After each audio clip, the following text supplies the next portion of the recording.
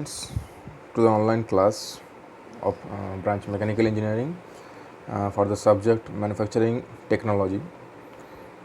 Previous class में discussed हुआ था आपका plasma arc welding, submerge arc welding, different processes, different equipments and other processes जो भी है.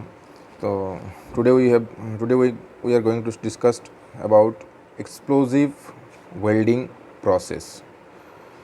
तो चलिए देखते हैं what is explosive welding process, what are the process of it. तो क्या है एक्सप्लोजिव वेल्डिंग प्रोसेस? क्या है एक्सप्लोजिव वेल्डिंग प्रोसेस? है that is EW called explosive welding. तो ये एक सॉलिड स्टेट वेल्डिंग जॉइनिंग है, सॉलिड स्टेट जॉइनिंग प्रोसेस है. ठीक है, सॉलिड स्टेट जॉइनिंग प्रोसेस है. तो सबसे पहले शुरू करते हैं सॉलिड स्टेट जॉइनिंग के.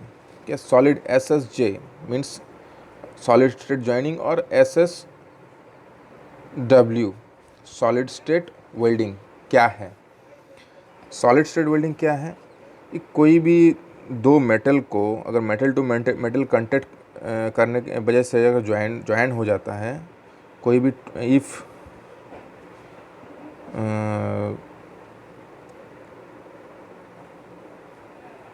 in between two joining metals, the welding occurred due to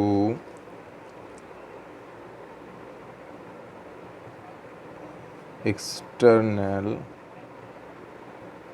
heavy pressure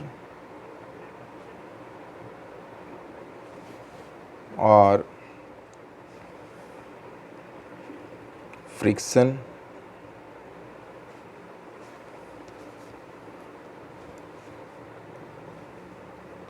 or by means of vibratory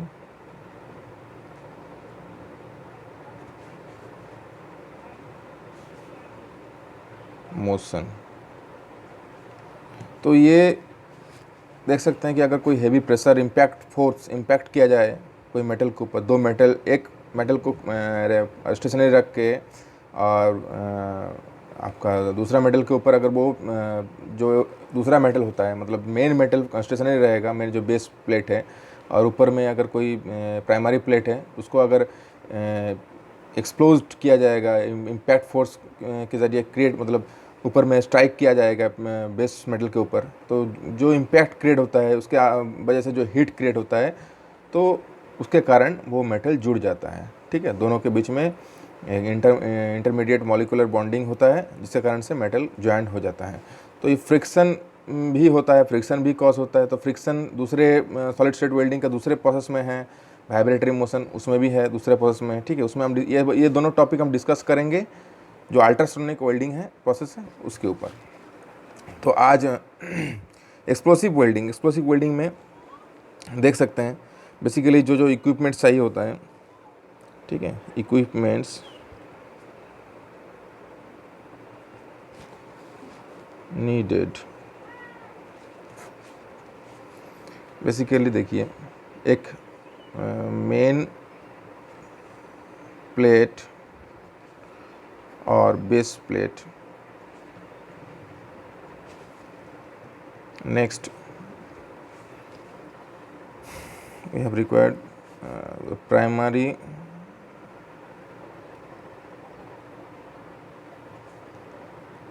plate or cladding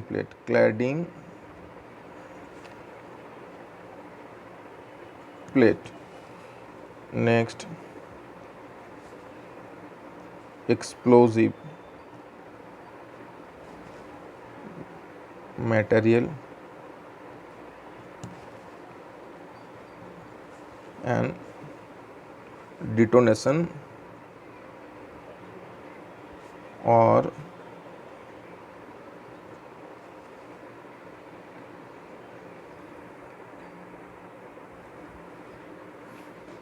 इग्नाइशन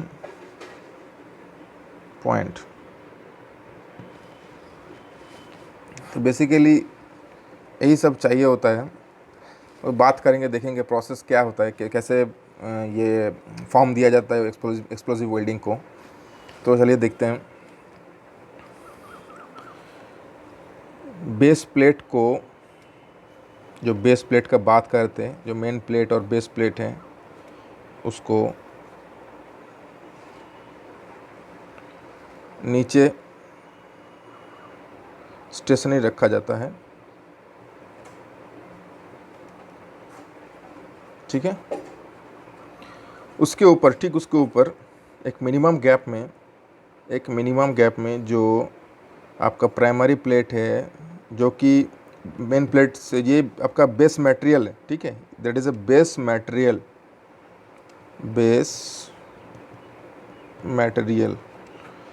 इसके ऊपर, बेस मटेरियल के ऊपर ये जो प्राइमरी प्लेट है वो जुड़ेगा, वो ज्वाइन होगा, ठीक है। तो इसको बोलेंगे, और दूसरा भी बोलेंगे, इसे कैडिंग प्लेट भी बोल सकते हैं। Cadding plate, cladding, it's not cadding, it's cladding plate. तो दो प्रोसेस इसमें मतलब ऑकर्ड होता है, दो प्रोसेस में किया जा सकता है।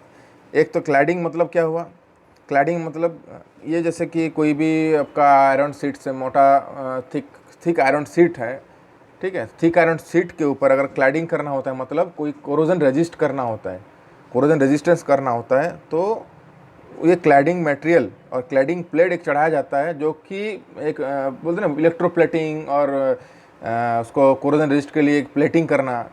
तो that's the form means by cladding.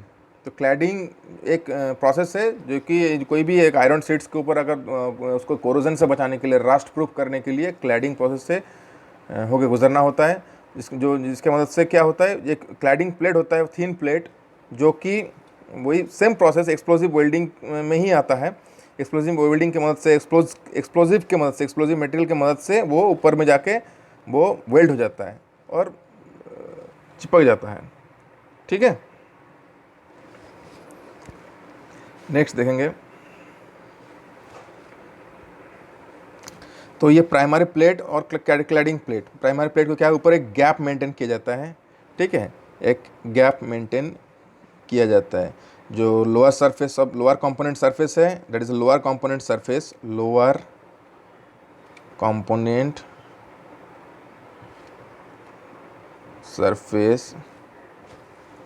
और ये जो ये अपर कंपोनेंट सरफेस होगा, upper component surface, and it's lower component surface, ठीक है। तो ये लोअर कंपोनेंट सरफेस।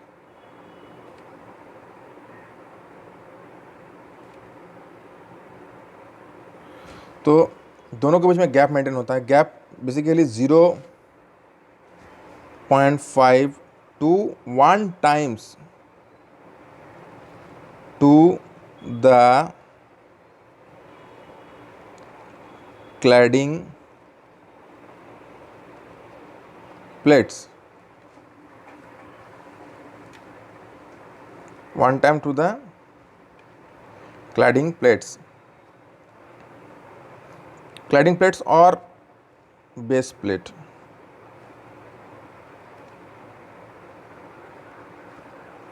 ठीक है।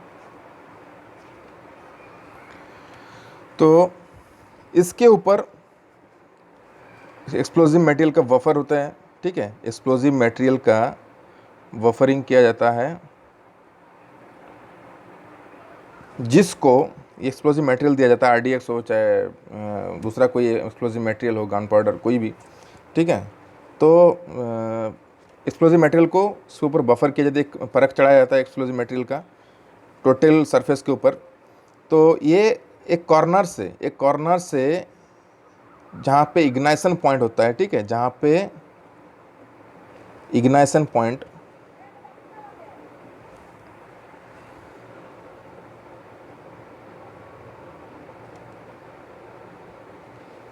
इग्नाइशन पॉइंट होता है, कॉर्नर से उसको इग्नाइट किया जाता है, डिटोनेट किया जाता है, ताकि वो कॉर्नर से ही स्टार्ट होके आए এবং दूसरा कॉर्नर पे जाके ख़त्म हो जाए, ताकि पूरा मटेरियल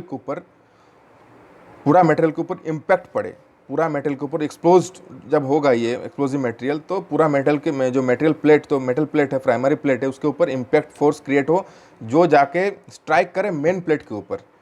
स्ट्राइक करने से बाद क्या होता है, एक मिनिमम हीट जनरेट होता है, जो इन बिटवीन जो इंटरमीडिएट सरफेस है primary plates and main plates के अंदर, ठीक है, इन बिटवीन जो सरफेस है, दिस सरफेस के अंदर एक मिनिमम हीट जनरेट होता है। तो हीट जनरेट के होने के कारण, ठीक है, हीट जनरेट होने के कारण जो इंटरमोलिकुलर बॉन्डिंग क्रिएट होता है, जिसके कारण दो प्लेट्स और दो मेटल, एक मेन प्लेट और प्राइमरी प्लेट और क्लैडिंग प्लेट ज्वाइन हो जाता है। ओके, तो बेसिकली देखा जाए तो इसमें ज़्यादा हीट जनरेट नहीं होता, और एक्सप्लोजिव हीट इसमें हम नहीं इसको ये करेंगे, इंक्लूड करेंगे हीट के तौर पे, एक्सप्लोजन के तौर पे जो हीट जनरेट हो रहा है उसको हम नहीं ये करेंगे, इंक्लूड करेंगे। ओनली इंक्लूड किसको करेंगे, जो इंटरमोलिकुलर बॉन्डिंग के लिए जितना हीट हमको लग रहा है, जितना सफिशिएंट हीट हमको चाहिए, उसके लिए जितना हीट लग रहा है, उसी को हम खाली इंक्लूड करेंगे और पॉइंट में लाएंगे। तो हमें पता चल गया, देखिए कि दो प्रोसेस से होके इसमें दो प्रोसेस में जाके कर सकते हैं ये प्रोसेस एक्सप्लोजिव वेल्डिंग। एक तो आपका क्लैडिंग प्रोसेस के दौरान भी इसमें यूज़ कर सकते हैं, और नॉर्मल वेल्डिंग प्रोसेस के दौरान भी यूज़ कर सकते हैं। ठीक है, क्लैडिंग पता चलेगा क्लैडिंग क्या है, एक रास्ट प्रूफ प्रोसेस है, एक रेजिस्टेंस टू कोरोजन के लिए इसमें किया जाता है, कोई प्लेट उसमें बैठा जाता है, वेल्डिंग किया जाता है। बोथ आर वेल्डिंग प्रोसेस, लेकिन क्लैडिंग प्लेट इसलिए बोलेंगे कि उसमें इलेक्ट्रोप्लेटिंग रहता है, जो कि इजीली रास्ट नहीं लगता है और इजीली कोरोज नहीं होता है। ठीक है, ओपन एटमॉस्फेरिक एनवायरनमेंट में। तो जो कुछ भी है इसमें हम देख लिए क्या क्या इक्विपमेंट्स बेसिकली चाहिए, बेसिकली नीडेड इक्विपमेंट्स देख लिए, और प्रोसेस क्या है, वर्किंग प्रिंसिपल क्या है, थोड़ा बहुत ओवरव्यू कर लिए। ओके, ज़्यादा कुछ नहीं फास्ट में बोलेंगे, तो चलिए देखते हैं क्या। तो इसका मेन एडवांटेज क्या है, इसका मेन एडवांटेज एक ये है कि कोई भी डिसिमिलर मेटल के ऊपर ये प्रोसेस हम लोग कर सकते हैं, अप्लाई कर सकते हैं, एप्लीकेशन कर सकते हैं। कोई डिसिमिलर, चाहे वो टाइटेनियम हो, चाहे निकल हो, ठीक है, निकल हो, चाहे एलुमिनियम हो, चाहे आपका स्टील हो, कोई भी दोनों मेटल के ऊपर हम कर सकते हैं, जैसे कॉपर हो, स्टील हो, या फिर कॉपर और एलुमिनियम हो, तो कर सकते हैं। एक को अगर क्लैडिंग प्लेट रख के और दूसरा को बेस मटेरियल रख के हम ये प्रोसेस फॉलो कर सकते हैं। ठीक है, और बेसिकली कोई भी ये सबसे और भी एक एडवांटेजेस है, ये तो डिसिमिलर मेटल का एडवांटेजेस हो गया, और भी क्या क्या एडवांटेजेस हैं, और भी आपका एडवांटेज, जैसे कि कोई भी बहुत बड़ा एरिया को लेके, बहुत बड़ा ह्यूज सरफेस को लेके ये आप वेल्ड कर सकते हैं। ठीक है, एक ह्यूज सरफेस को इसमें आप वेल्ड कर सकते हैं, ह्यूज एरिया को आप वेल्ड कर सकते हैं। ठीक है, और शॉर्ट प्रोसेस है बहुत, मतलब इजीली आप बहुत कम समय में वेल्ड हो जाएगा, और एज टू एज जॉइन होगा। ठीक है, और डिसएडवांटेज में अगर देखेंगे तो ये क्या है ना, आप हार्म हो सकता है, जो एनवायरनमेंट में थोड़ा पॉल्यूट हो सकता है एक्सप्लोजन के चलते, और क्या है कि ये जो वेल्डर या फिर जो ऑपरेटर जो ऑपरेट करेगा उसके लिए थोड़ा हार्मफुल हो सकता है ये प्रोसेस। बेसिकली आपका लिमिटेशन तो सभी में होता है, लेकिन उसमें उतना कुछ नहीं है। इसमें क्या होता है कि एक फार डिस्टेंस में इसको रखा जाता है, और एक एक्सप्लोजन इग्नाइशन पॉइंट एक बहुत फार डिस्टेंस में इसको, जैसे कि देखें मूवी में बहुत सारा जगह में देखें कि एक बटन दबाते, जैसे कोई हैंडल टाइप का रहता है, इसको दबाते ही दूर कहीं पे एक 100 मीटर दूर पे या 200 मीटर दूर पे जाके ब्लास्ट हो रहा है। तो वैसे ही प्रोसेस होता है। अगर मानिए एक यहाँ पे अगर आपका इधर अगर कोई 100 मीटर डिस्टेंस में अगर ये इस पॉइंट में अगर इग्नाइटर है, बटन है आपका, तो यहाँ पे अगर वो एक्सप्लोजन हो रहा है तो आप यहीं से दबा देंगे तो ये यहाँ पे एक्सप्लोज हो जाएगा मटेरियल। ठीक है, तो लिमिटेशन में खाली यही बोलेंगे कि उसमें एनवायरमेंटल पॉल्यूशन के तौर पे थोड़ा ध्यान दे सकते हैं कि उसमें एक्सप्लोजन के चलते एनवायरनमेंट पॉल्यूट हो सकता है, और जो वेल्डर या फिर ऑपरेटर उसमें तो अगर बिना कोई स्टैंडर्ड ऑपरेशन प्रोसेस को जाने बिना कोई यूज़ करता है या फिर ऐसे ही कोई ये करता है तो उसमें हानि पहुंच सकता है उसको। ठीक है, नेक्स्ट हाँ, तो और भी बहुत सारे थिन प्लेट्स के लिए भी एडवांटेज में और भी बहुत सारा है, डिस्कस नहीं किया, आप लोग देख लीजिएगा। ठीक है, ये थिन प्लेट्स को भी लेके इसमें वेल्ड किया जा सकता है। तो ये हो गया आपका एक्सप्लोसिव वेल्डिंग प्रोसेस, जो कि सॉलिड स्टेट वेल्डिंग और सॉलिड स्टेट जॉइनिंग प्रोसेस के अंडर में आता है। सॉलिड स्टेट वेल्डिंग क्या है बता दिए। ठीक है, तो ये this are the main equipments and this the working process and working principle of this welding, and also this few of the advantages and some of the limitations like आप air pollution हो सकता है and soil pollution भी हो सकता है। ठीक है, एक्सप्लोजन के चलते। तो बस this are the basic principle, this basic advantage, disadvantage and limitations also.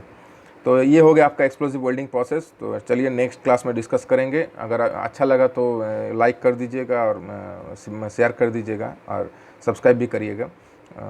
Next class में डिस्कस करेंगे दूसरा टॉपिक के बारे में। चलिए, थैंक यू सो मच।